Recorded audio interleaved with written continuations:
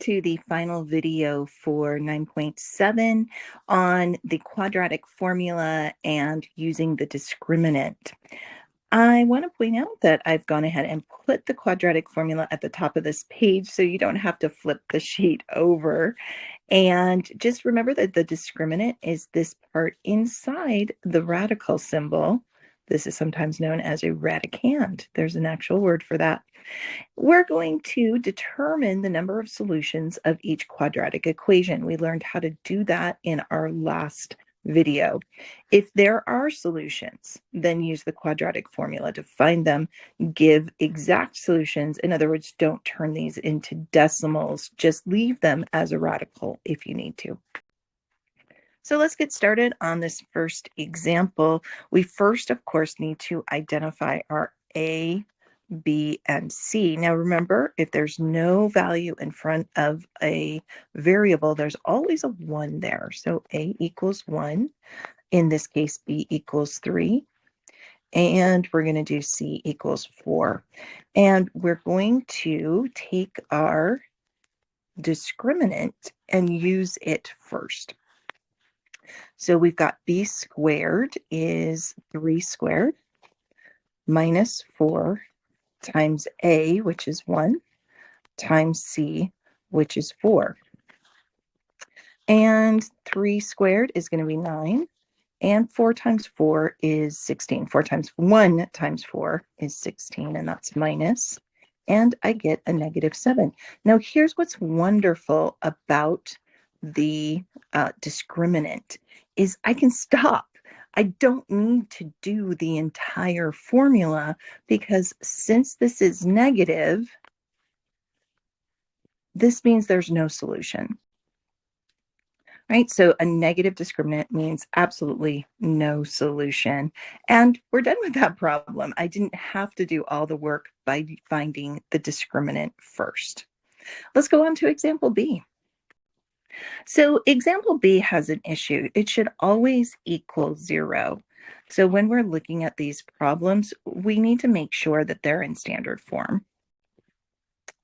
All right, so we want this to equal 0. We want it to be in descending order by our exponents. So we can see that the problem here is this 4x. And our 4x would go right in between our x squared and our -7. What I'm going to do is do a little bit of solving here, and I'm going to subtract that 4x from both sides.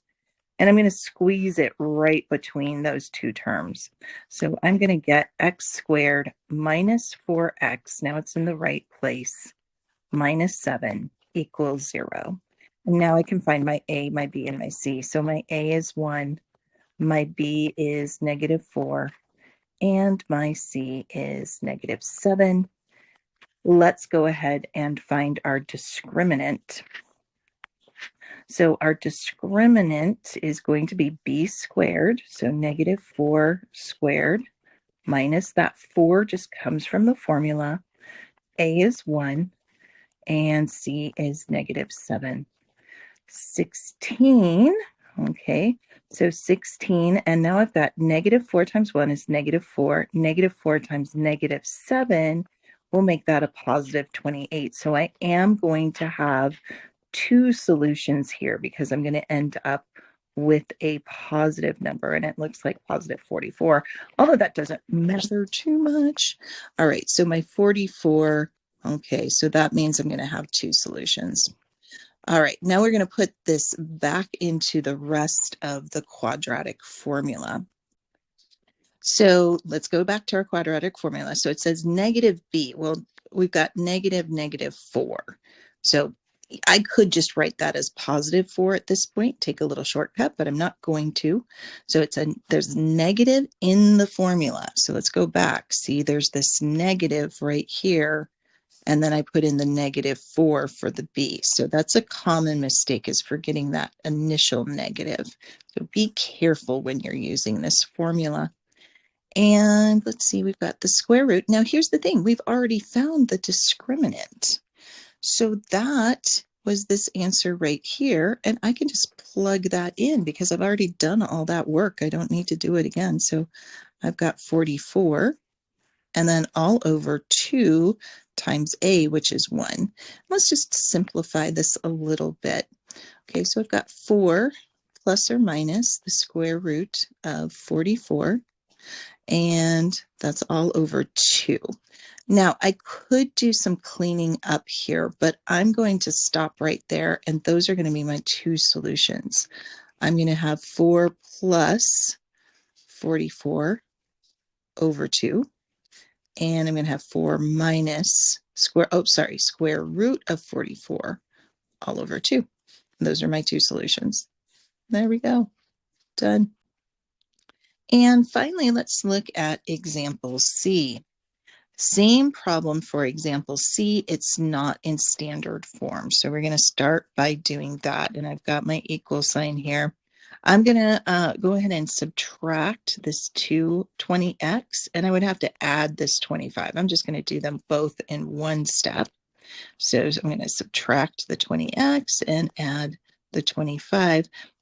That leaves me with, I'm going to put the 4x squared first, minus 20x plus 25 equals 0. That gives me an A equal to 4, a B equal to negative 20. That's a huge number. And a C, even bigger, is a 25. Discriminant. I think I've got enough room to do my discriminant right here. I've got 4 squared, or sorry, wait a minute, B. So it's B squared, which is negative 20 squared minus 4 times the 4 that is A times the 25. Right? And negative 20 squared will always give me a positive, and that's going to be positive 400. Minus 4 times 4 is 16, and 16 times 25. If I had 16 quarters, that would be $4.400. And it looks like I've got a 0. So let's see if you remember how many solutions I'm going to have here. And that's right, you're going to have 1 solution. So let's put it all back into the quadratic formula. We were going to have x equals negative b. What was b again? Negative 20. So those are going to become a positive, plus or minus the square root of 0. Oh my gosh, that's so easy. All over 2 times a, which was 4. X equals negative 20, so we get 20 plus or minus 0 all over 4. Well, whether I add 0 or I subtract 0, I'm simply going to get 20 over 4. And it looks like my final answer is x equals 5. And we're all done with that problem. There's our 1 solution. I could have told you there'd only been 1. Okay, of course, we've got a word problem here. And how can we use the discriminant to actually answer a question like this? We're talking about the dome of a baseball stadium. So here we go. I'm going to try to draw something here. So here's this baseball stadium, and I guess it's an indoor stadium, and it's got this domed roof. And if we have somebody hit, so to say, that's his little baseball hat. If we have a baseball player hit a ball, we're asking, can that ball actually hit the roof when the height of that roof is 63.4 meters? Wait. So I know that's a horrible drawing. I apologize. I'm not an artist, but this is the idea of what's going on here. So we've got this equation, and notice that we've got height here. So this is what height is. It's this 63.4, and we're going to put that in our equation. I'm going to rewrite that. 63.4 equals negative 9.8t squared plus 45t plus 1. Okay, I need to solve this. I need to set this equal to 0. So I'm going to subtract that 63.4 from my 1. So 63.4, and I get 0 equals negative 9.8. I'm going to try to write it a little bit nicer this time. 45t, and that's going to give me negative 62.4. using the discriminant only. So I've got A equals negative 9.8. B is going to equal 45. These are some big numbers, so I am going to grab a calculator for this one. And C equals negative 62.4 plus decimals. The discriminant, we're going to have B squared, so 45 squared.